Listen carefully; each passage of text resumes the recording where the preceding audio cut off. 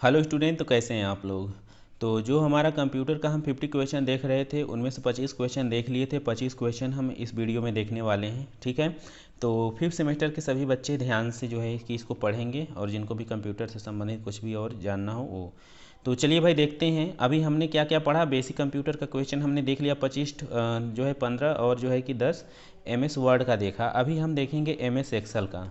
तो जैसे MS word होता है ना, जिसमें हम जो है कि एक सॉफ्टवेयर होता है, उसमें जो है कि हम क्या करते हैं, उसमें हम बात करते हैं, देखते हैं डिज़ाइन कैसे बनाना, एप्लीकेशन कैसे लिखना, ये सब सारी चीज़ें जो हैं कि पोस्टर वगैरह, तो ये सब बनाने का उसमें हम तरीका जनरली देखते हैं और वो सब काम करते हैं। उसी तरीके से जब हमें ऑफिशियल काम करना हो, जैसे क्या करना है कि किसी का जो है रसीद बनानी हो, रिसिप्ट बनानी हो, हिसाब किताब करना हो, बहुत बड़ा बड़ा डेटा जो है हमें मैनेज करना हो, तो उसके लिए हम MS एक्सेल वाला एप्लीकेशन डाउनलोड करते हैं। जैसे आप व्हाट्सएप डाउनलोड करते हैं बतियाने के लिए, उसी तरीके से MS एक्सेल में हम लोग हिसाब किताब करने के लिए जनरली जो है इसको हम डाउनलोड करते हैं, यूज करते हैं। तो चलिए इसमें देखते हैं 26 नंबर क्वेश्चन पे पूछा हुआ है कि what is the intersection of a row and column in Excel called. यानी कि जब एक्सेल खोलेंगे ना तो वहाँ पे एक जो है कि एक स्क्रीन आएगी आपके सामने, और उसमें जो है रो और कॉलम बने होंगे। तो उसमें पूछा है कि जहाँ पे इंटरसेक्शन करते हैं रो और कॉलम, तो उसमें जो है कि जो डिवाइस यूनिट यूनिट बनती है उसे क्या बोलते हैं। तो पहले हम आपको दिखा के समझाते हैं, नहीं तो ऐसे आप समझेंगे नहीं और भूल भी जाएंगे।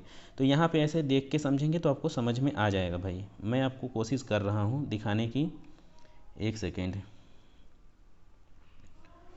यहाँ देखिए, यहाँ आप देख रहे हैं कि ये MS एक्सेल जब खोलेंगे ना तो ऐसा दिखेगा। अब MS एक्सेल ऐसा दिखेगा तो होगा क्या। तो आप देख रहे हैं ऐसे ऐसे लाइन जो है खींची हुई है ना, इसे हम कॉलम बोलते हैं, ठीक है। और ऐसे ऐसे जो है कि लाइन खींची है इसको रो बोलते हैं।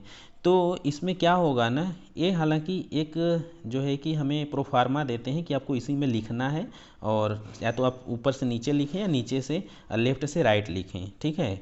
तो इसीलिए बनाया गया है, ग्रिड इस एक तरीके से है।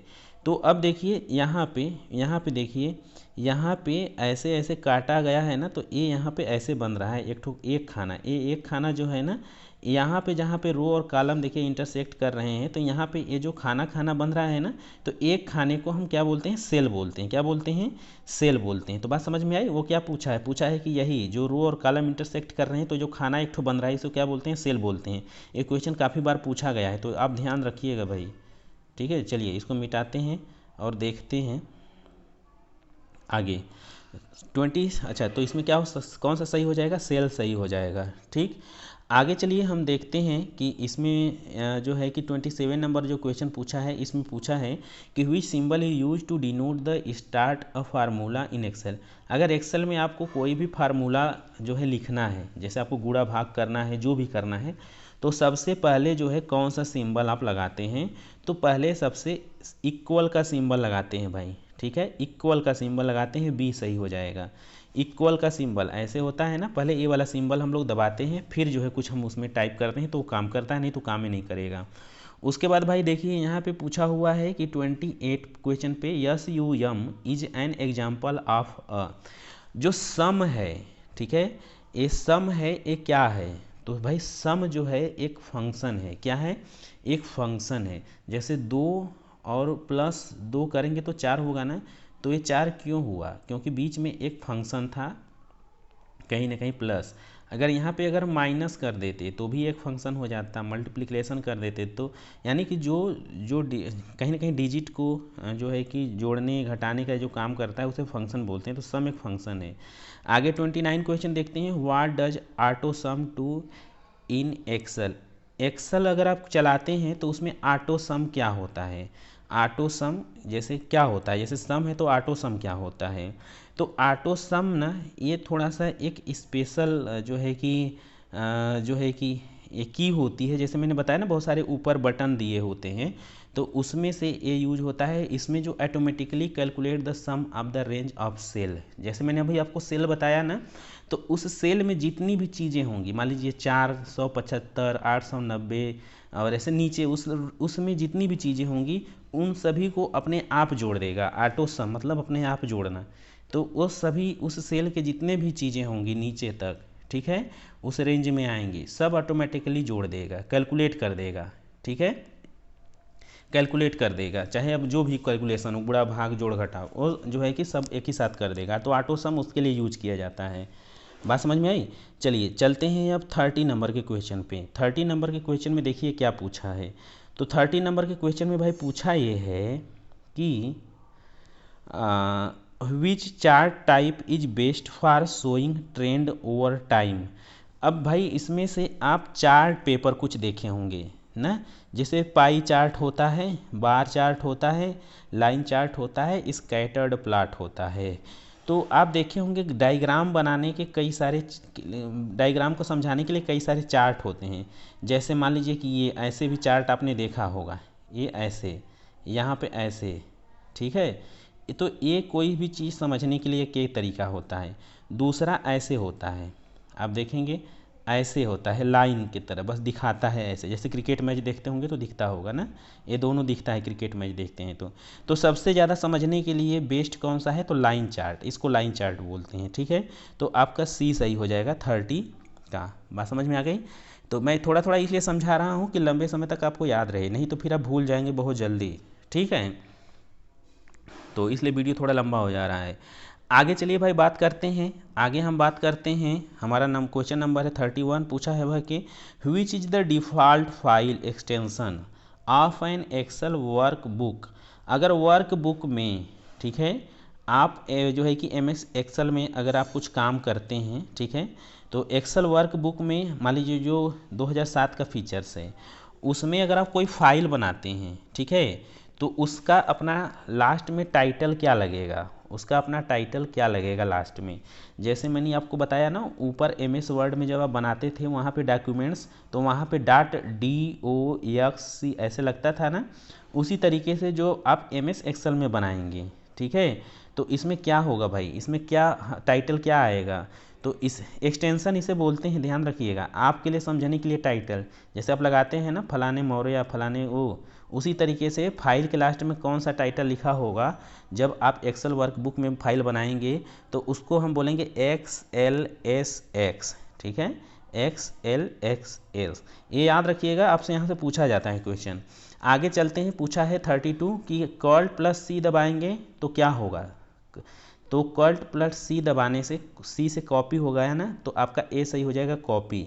यानी अगर किसी भी फाइल पे अगर आप टिप करके, क्लिक करके आप अगर वहाँ पे Ctrl + C दबा देंगे, कोई फ़ोटो है, फ़ोटो पे एक बार आप माउस बटन क्लिक करेंगे और कीबोर्ड का Ctrl + C दबा देंगे, Ctrl + C बटन, एक बार आपको हम Ctrl + C दिखा देते हैं। Ctrl कई बार आ चुका है, तो जिन बच्चों ने नहीं देखा है देखना।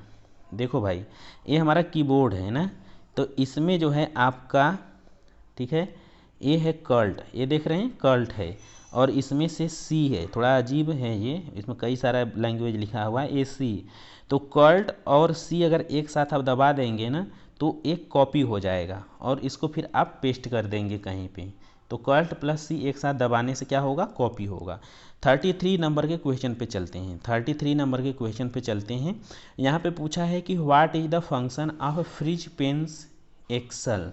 फ्रिज पेंस भी भाई एक फंक्शन है, ठीक है, फ्रिज पेंस भी एक जो है कि फंक्शन है। इसमें क्या होता है, जैसे बहुत सारी सेल मैंने आपको बताई ना, रो कॉलम बहुत सारा है, बहुत सारा फाइल है, तो अगर आप फ्री पेंस के ऊपर अगर क्लिक कर देंगे, ठीक है, क्लिक कर देंगे, तो इसमें क्या होगा, एक पूरा रो जो है ना हाईलाइट हो जाएगा, मतलब ये आपको बहुत अच्छे से दिखेगा, बाकी थोड़ा सा धुंधला सा हो जाएगा। पोर्ट्रेट मोड में जैसे आप करते हैं ना, उसी तरीके से। तो जिन सेल को आप चूज करके आप उस पर जो है कि फ्रिज पेंस दबा देंगे, ठीक है, वो हाईलाइट हो जाएंगी, जिसको आपको काम करने में आसानी होगी, वो आपके ध्यान में रहेगा। बात समझ में आई? तो इसमें देखिए ऑप्शन खुद ढूंढते हैं कि कौन सा सही होगा। एक सेकेंड, तो यहाँ देखिए भाई, इसमें लिखा है कि टू कीप सर्टेन रो और कॉलम विजिबल व्हाइल स्क्रॉलिंग, यानी जब आप स्क्रॉल करेंगे तो कुछ ही जो है कि आपको दिखेगा स्क्रॉल पे, बाकी जो है कि उतना नहीं वो चलेगा स्क्रीन पे, ठीक है। तो ये कोई स्पेशल सेल को स्क्रॉल कराने के लिए जो है कि विजुलाइज कराने के लिए हम लोग फ्रिज पेन का इस्तेमाल करते हैं। आगे बात करते हैं भाई 34 नंबर क्वेश्चन पे। 34 में देखिए क्या पूछा हुआ है, ठीक है। 34 में क्या पूछा हुआ है, which feature allow you to sort data in Excel, ठीक है। तो पूछा है कि सॉर्ट डाटा एक्सेल के लिए कौन सा आपको अलाउड करता है, ठीक है। तो ये आप देख सकते हैं, तो इसमें कई सारे ऑप्शन दिए हुए हैं, filtering, sorting, grouping, conditioning, conditional formatting, ठीक है। तो आप सॉर्ट डेटा अगर आपको करना है तो उसके लिए आपको सॉर्टिंग जो है कि यूज होगा, ठीक है। सॉर्टिंग जो फीचर्स हैं ये यूज होगा अगर आपको डेटा को सॉर्ट करना है, ठीक। चलिए आगे चलते हैं। 35 नंबर के क्वेश्चन में पूछा है कि एक्सेल अगर आप यूज करते हैं तो उसमें माइक्रो क्या है, माइक्रो क्या है। तो भाई माइक्रो जो है कि आप देखेंगे इसमें कई सारी चीज़ें होती हैं। तो इसमें 4 ऑप्शन दिया हुआ है कि अब एक फार्मूला है, एक चार्ट है, a recorded sequence of action है, a type of cell formatting है, ठीक है। तो आप देखेंगे a recorded sequence of action है, यानी कि जो भी आप काम कर रहे हैं, जो एक्शन है ना, उसका जो रिकॉर्डेड सीक्वेंस होता है वो माइक्रो कहलाता है, ठीक है। सॉरी, माइक्रो कहलाता है। तो आपका 35 का कौन सा सही हो जाएगा, जो है a recorded sequence of action. तो माइक्रो में आपको ये याद रखना है। चलिए आगे चलते हैं। पूछा हुआ है कि व्हाट इज इंटरनेट। इंटरनेट क्या है भाई, तो जब एक डिवाइस, दो डिवाइस, तीन डिवाइस जब सबको आपस में जोड़ देते हैं तो जाल बन जाती है, ठीक है। तो इसी को इंटरनेट बोल देते हैं, ठीक है। तो जब बहुत सारे नेटवर्क होते हैं उन सभी नेटवर्क का एक जाल बिछ जाता है। नेटवर्क, नेट मतलब जाली का काम, बात समझ में आ रही कि नहीं। तो भाई बहुत सारा जो है कि एक ही में लिंक हो जाता है, कई सारे नेटवर्क को आपस में नेटवर्क कर दिया जाता है, जोड़ दिया जाता है, तो उसको हम इंटरनेट बोल देते हैं, ठीक है। यानी एक नेटवर्क को दूसरे नेट से जोड़ने से इंटरनेट हो जाएगा। तो भाई आप देख सकते हैं ऑप्शन ए सही हो जाएगा, अ नेटवर्क ऑफ नेटवर्क। बात समझ में आई। चलिए आगे चलते हैं और बात करते हैं 37 क्वेश्चन में पूछा है कि what is a web browser. Web browser क्या होता है। वेब ब्राउजर, ब्राउजर आपने देखा होगा जिसमें कि आपने देखा होगा मोजिला फायरफॉक्स और एक जो है कि क्रोम आता है, ये सब जो है कि वेब ब्राउजर हैं, ठीक है। अभी वेब ब्राउजर जो है करते क्या हैं, इसमें पूछा है कि what is the web browser, ठीक है। तो अगर इसमें आप यूज करते हैं इनको, ये कुछ ऐसे प्रोग्राम हैं, ऐसे एप्लीकेशन हैं जो आपको किसी भी वेबसाइट पे ले जाते हैं। क्या करते हैं भाई, ये किसी भी वेबसाइट पे आपको ले जाते हैं। तो इसमें जो है आपका हो जाएगा कि a program use to access the internet, ठीक है। A program use to access the internet, इनके इस्तेमाल से आप इंटरनेट यूज कर सकते हैं। आगे चलिए 38 क्वेश्चन पे चलते हैं। पूछा है कि which of the following is not a web browser, इनमें से वेब ब्राउजर कौन सा नहीं है। तो भाई देखिए आप गूगल क्रोम देखे होंगे, वो जो है कि आपको जो है कि इंटरनेट यूज करने के लिए कहीं ना कहीं इस्तेमाल होते हैं, सर्च इंजन भी एक तरीके से आप कह सकते हैं। Microsoft Word, Mozilla fire, Safari, इन सब चीज़ों में आप कुछ न कुछ ढूंढ पाते हैं। लेकिन माइक्रोसॉफ्ट जो वर्ड है इसमें आप कुछ ढूंढते नहीं हैं, बल्कि इसमें आप एप्लीकेशन बनाना, हाथ से लिखते हैं, मतलब कंप्यूटर से आप लिखते पढ़ते हैं या जो भी डिज़ाइन वगैरह बनाते हैं। तो इसमें जो आपको इंटरनेट इस्तेमाल करने में हेल्प करता है, सर्च कराने में हेल्प करता है, वेबसाइट तक आपको पहुंचाता है, तो वो आपका गूगल है, क्रोम है, मोजिला फायरफॉक्स है, सफारी है, ठीक है।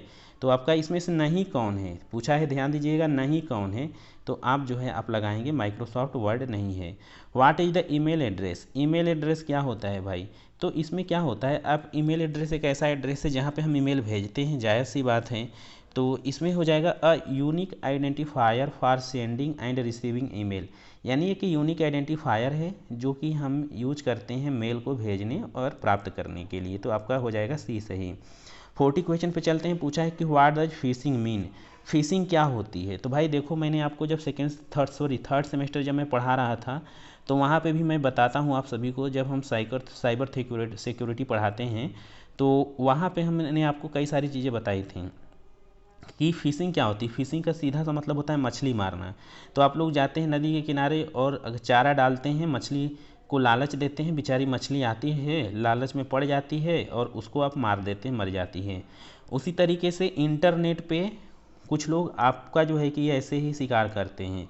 जैसे वो क्या करेंगे, वो आपको कोई जो है कि एक मैसेज देंगे या कोई भी ऐसा आपको लालच देंगे कि आपको यहाँ से ऐसे पैसा मिलेगा, ऐसे पैसा मिलेगा, आप इसको डाउनलोड करिए, इतने लोगों को भेजिए, आप उनके लालच में पड़ जाते हैं और आपका डेटा, आपकी बहुत सारी चीज़ें चुरा लेते हैं ये लोग, डिटेल्स, और फिर आपका जो है आपको ब्लैकमेल करेंगे, आपका पैसा चुरा लेंगे या कुछ भी करेंगे। बात समझ में आई कि नहीं? तो फिशिंग क्या है? फिशिंग में है अ फ्रॉड, ठीक है, a fraudulent attempt to obtain sensitive information, यानी कंप्यूटर का एक ऐसा जो है कि फ्रॉड है जो आपको जो है नुकसान पहुंचाता है, आपकी प्राइवेसी, आपकी जानकारी जो होती है वो चोरी कर लेता है या आपको नुकसान पहुंचाता है। बात समझ में आई कि नहीं? तो भाई फिशिंग हो गया। अब इसमें और भी बहुत सारी चीज़ें होती हैं, मालवेयर हो गया, ठीक है, जो है कि बॉम्ब करके हो गया वायरस, और आप देखेंगे पैगासस हो गया, तो यूनिकॉर्न हो गया। तो ये सब जो है कि कई तरीके के जो है कि ये वायरस होते हैं, और फिशिंग जो है कहीं ना कहीं मालवेयर हो गया, पैगासस हो गया, ये डेटा चोरी करने का कुछ जो होता है ना, हैकर जिसे आप बोलते हैं, तो ये लोग फ्रॉड करते हैं कंप्यूटर या मोबाइल चलाने वालों के साथ। तो ये जो है फिशिंग क्या हो गया, तो ये आपको फ्रॉड करता है, ठीक है, आपके डेटा चोरी करता है, सेंसिटिव इन्फॉर्मेशन ले लेता है। अब बात करेंगे स्पैम क्या है। स्पैम क्या है? स्पैम एक कंप्यूटर में एक सिस्टम है। आप कभी कभी देखते होंगे कि आप कुछ साइट्स वगैरह चलाते हैं या वीडियो गेम खेलते हैं जो भी, तो आपको कई बार ना बहुत सारे मैसेज आ जाते हैं ग्रुप में, ठीक है। तो इससे क्या होता है, ये आपके डेटा, अगर आप क्लिक वगैरह करते हैं तो आपके डेटा चोरी और जानकारी चोरी होने का एक खतरा रहता है बहुत ज़्यादा, ठीक है। तो ये क्या करता है, ये जो है कि सोलिसिटेड बल्क ईमेल होता है ये, ठीक है। ये काफ़ी ज़्यादा जो है कि आपको नुकसान पहुंचाता है, काफ़ी ज़्यादा आपको ये नुकसान पहुंचाता है। तो इस तरह की चीज़ों को जो है कि आपको ध्यान में रखना है भाई, ठीक है। तो अनसोलिसिटेड बल्क ईमेल है, ये नुकसान पहुंचाता है। आगे चलिए चलते हैं, जो है कि which of the following is a strong password. अभी ये कॉमन सेंस की बात है भाई, इसमें से कौन स्ट्रॉन्ग पासवर्ड है, कौन जो है कि लूज पासवर्ड है, ये आप अच्छे से समझ सकते हैं। तो जो पासवर्ड आप आसानी से खोल पाते हैं उसे हम कमज़ोर पासवर्ड बोलते हैं, और जो नहीं खोल पाते हैं वो स्ट्रॉन्ग पासवर्ड है। तो देखिए जैसे 1 2 3 4 5 6, ये सिंपल पासवर्ड है, कोई भी ट्राई कर लेगा। ये स्ट्रॉन्ग पासवर्ड है, ये देख सकते हैं, ये डालने में ही लोग मर जाएंगे। चलिए अब यहाँ देखिए पूछा है what is a search engine. Search engine क्या होता है? तो भाई सर्च इंजन जो है एक ऐसा जो है कि सिस्टम है जो कुछ भी आपको ढूंढने के लिए, किसी भी वेबसाइट तक पहुंचने के लिए ये हेल्प करता है। बात समझ में आई? तो इसमें ऑप्शन क्या हो जाएगा कि a website that help you find information online, यानी अगर आपको इन्फॉर्मेशन लेना है ऑनलाइन तो वहाँ तक पहुँचाने के लिए जो है कि ये सर्च इंजन आपका हेल्प करता है, ठीक है। तो इसमें क्या हो जाएगा, अच्छा हाँ, इसमें पूछा है पॉपुलर सर्च इंजन ना, हाँ यहाँ पे ऊपर दिया है सर्च इंजन, तो इसमें लिखेंगे a website that help you find information online. तो आपको ऑनलाइन इंफॉर्मेशन तक ले जाने के लिए आपको जो सिस्टम यूज करते हैं, जो है प्रोग्राम यूज करते हैं, सॉफ्टवेयर यूज करते हैं, उसी को हम सर्च इंजन बोल देते हैं। आगे देखिए लिखा हुआ है, जैसे आपका जैसे आपका हो गया ना क्रोम, आपका हो गया मोजिला फायरफॉक्स, ठीक है, और ऐसे सफारी, ये सब सारी चीज़ें होंगी, गूगल, ठीक है। तो which of the following popular search engine, इनमें से सब पॉपुलर सर्च इंजन कौन सा है? तो गूगल है, ठीक है। गूगल आप सबको पता है क्योंकि ये सब लोग जानते हैं, गूगल पे कुछ भी ढूंढना हो गूगल पे, ठीक है। तो सबसे बढ़िया सर्च इंजन यही है, वेब ब्राउज़र भी इसे आप बोलते हैं, ठीक है। उसके बाद आप 45 पे चलते हैं। पूछा है व्हाट इज डाउनलोडिंग। डाउनलोडिंग क्या होता है भाई? तो जैसे जो भी कंप्यूटर में चीज़ है ना, आप उसको अपनी फाइल में अगर डाउनलोड करके रख लेते हैं तो उसी को डाउनलोडिंग बोलते हैं, सीधी सी बात है। तो इसमें 4 ऑप्शन दिए हुए हैं। देखिए पूछा है uploading file to the internet, transferring file from the internet to your computer, sending email, browsing website. तो ये देखिए transferring file from the internet to your computer ना, इंटरनेट पर से कोई फाइल जब अपने कंप्यूटर में आप डाउनलोड कर लेते हैं तो उसे डाउनलोडिंग बोलते हैं। 46 क्वेश्चन पे चलते हैं। पूछा है what is a cyber security. Cyber security क्या होती है भाई? तो जैसे आपके घर पे जो है कि एक सिक्योरिटी होती है, या किसी मॉल में सिक्योरिटी होती है ना, वहाँ पे कोई मुस्टंडा आदमी मोछ बड़ा सा मोछ जमा के खड़ा होता है, अंदर जो है कि सुरक्षा करता है कि कोई फालतू आदमी अंदर ना घुसे, कोई खतरा ना हो। उसी तरीके से जब कंप्यूटर पे जो है, कंप्यूटर को बचाने के लिए, जैसे आप अगर मोबाइल चला रहे हैं तो आप जो है कि आपका मोबाइल डेटा कोई चोरी ना करे, कोई जो है कि आपकी हिस्ट्री ना चोरी करे, या फिर जो है कि और भी आपकी पर्सनल इन्फॉर्मेशन कोई ना देखे, ना चोरी करे, तो उसके लिए कई सारी सिक्योरिटी बनी है ना। तो जो कंप्यूटर से संबंधित सिक्योरिटी होती है, मोबाइल इंटरनेट से संबंधित सिक्योरिटी, उसे हम साइबर सिक्योरिटी बोलते हैं। बात समझ में है कि नहीं? तो उसी तरीके से इसमें क्या दिया हुआ है, 46 क्वेश्चन का आंसर क्या हो जाएगा, इसमें देखिए बहुत बड़ा बड़ा ऑप्शन दिया हुआ है। तो protecting computer system and data from unauthorised access और डैमेज, यानी कि आपके मोबाइल में, आपके कंप्यूटर में कोई भी फालतू चीज़ घुसने से जो चीज़ बताती है उसे हम साइबर सिक्योरिटी बोलते हैं। ठीक, 47 पे चलते हैं। What is the virus in the context of computer. अगर आप देखिए, वायरस कोरोना था ना, हमारे शरीर में घुस जाता था, हम जो है कि मर जाते थे। उसी तरीके से आपके जैसे साल्मोनेला टाइफी हो गया, घुस जाता है, टाइफाइड हो जाता है। उसी तरीके से कंप्यूटर के भी कुछ वायरस होते हैं। ठीक है, जैसे मैंने बताया था, वर्म है, यूनिकॉर्न है, और जो है कि मॉलवेयर है। ये सब जो है कि क्या करते हैं, ये जब कंप्यूटर में घुस जाते हैं ना, तो उसको जो है कि नुकसान पहुंचाते हैं। ठीक, तो वायरस क्या है कंप्यूटर के सेंस में, तो आप देखेंगे कि यह जो है malicious program that can harm our computer, your computer. ठीक है, तो यानी ये हमारे कंप्यूटर में घुस करके उसको बिगाड़ देगा, उसको जो है कि डेटा चोरी कर लेगा, बंद कर देगा, बहुत सारा काम करेगा, नुकसान करने वाला। ठीक है, तो ये हो गया। ये भी क्वेश्चन देखिए पूछा हुआ है कि फेक न्यूज़ क्या है। तो फेक न्यूज़ वो न्यूज़ होती है जो कि गुमराह करती है, जो लोगों को भड़काती है, जो झूठी होती है। ठीक है, तो फॉल्स और misleading information present as news, मतलब न्यूज़ के रूप में कोई गलत सूचना भेजना फॉल्स न्यूज़ कही जाती है। उसके बाद भाई यह फेक न्यूज़ कही जाती है। 49 क्वेश्चन पे चलते हैं। पूछा हुआ है कि व्हाट इज़ द इनक्रिप्शन। ये तो आप रोज़ देखते होंगे, इनक्रिप्शन क्या होता है। तो आप जब किसी को मैसेज करते होंगे ना, तो नीचे छोटा सा लिख के आता है कि end to end encrypted data. ठीक है, तो इनक्रिप्शन का अर्थ ये होता है कि ए एक व्यक्ति ए है और ए एक व्यक्ति बी है ना। तो ए अगर किसी को कुछ मैसेज लिख के भेजा, ठीक है, तो ये सिर्फ बी ही पढ़ सकता है। ठीक है, पढ़ने को तो हालांकि जिसके पास मोबाइल जाएगा वो देख के पढ़ लेगा ना, लेकिन बिना मोबाइल लिए तीसरा कोई व्यक्ति ऐसा नहीं है कि बीच में इनका डेटा चोरी करके देख ले कि ये क्या इसको भेज रहा है ए बी को। ठीक है, तो जब एक डिवाइस से दूसरी डिवाइस तक सिक्योर डेटा रहे, तीसरा व्यक्ति कोई अपनी डिवाइस में इसे खोल के ना देख सके, तो इस तरीके की चीज़ों को बोलते हैं एंड टू एंड इनक्रिप्शन। बात समझ में आएगी इनक्रिप्शन क्या होता है। हालांकि मैं आपको बस इतना ही कहूँगा कि आप कोई भी आलतू फालतू चीज़ें जो हैं किसी को ना भेजा करें। इससे जो है कि आप कोई भी चीज़ अगर एक बार ट्रांसफ़र कर देते हैं, अपनी फ़ोटो भेज देते हैं, कोई फालतू चीज़, कोई प्राइवेट मोमेंट शेयर करते हैं, या कुछ भी ऐसा, या किसी को कमेंट कर देते हैं और डिलीट कर देते हैं, तो ऐसा नहीं है कि वो खोजा नहीं जा सकता। अब तो इतना जो है कि सिस्टम आ गया है, इतना ज़्यादा तगड़ा, कि आपको कोई भी कहीं भी जब चाहे पकड़ सकता है, अगर दिमाग ठीक ठाक हो। साइबर सिक्योरिटी पुलिस वाले जो हैं, तो भाई संभल के रहिएगा। आगे देखिए 55 क्वेश्चन पे चलते हैं। पूछा है कि what is the digital footprint. Footprint क्या होता है भाई। देखिए आप जो है ना कि यहाँ जो है कि जंगल में जाते हैं, तो वहाँ आपके पैरों के निशान पड़ने होते हैं, तो जो आपको ढूंढने वाले होते हैं आपके कदमों के निशान देख देख के चले जाते हैं। बात समझ में। तो ये हो गए फुटप्रिंट। अब अगर हम बात करें डिजिटल फुटप्रिंट क्या होते हैं। ठीक है, डिजिटल फुटप्रिंट क्या होते हैं, ये बहुत ही ज़्यादा इम्पोर्टेंट वर्ड है भाई। तो डिजिटल फुटप्रिंट भी वही होते हैं कि आपके बारे में आपकी छोड़ी गई जानकारी से आपको पता लगा लेना। जैसे एग्जाम्पल के तौर पे अगर हम आपको समझाना चाहें, तो आप अमेजन पे जाते हैं या फ्लिपकार्ट पे जाते हैं या गूगल पे ही आप जा कर के ढूंढते हैं कि जूता जो है कैसे मिल रहा है, या फला ब्रांड का जूता कैसे है। वहाँ से आपने सर्च करके फिर उसको एप्लीकेशन को बंद कर दिया, ख़रीदा वरीदा नहीं, बस देखे, सर्च किए, बंद कर दिए। अब जो है आप जो है कि वहाँ से सर्च हिस्ट्री डिलीट नहीं किए, और भी बहुत सारी चीज़ें नहीं की आप, तो वहाँ से अपना जो डेटा डाले थे वो हटाए नहीं।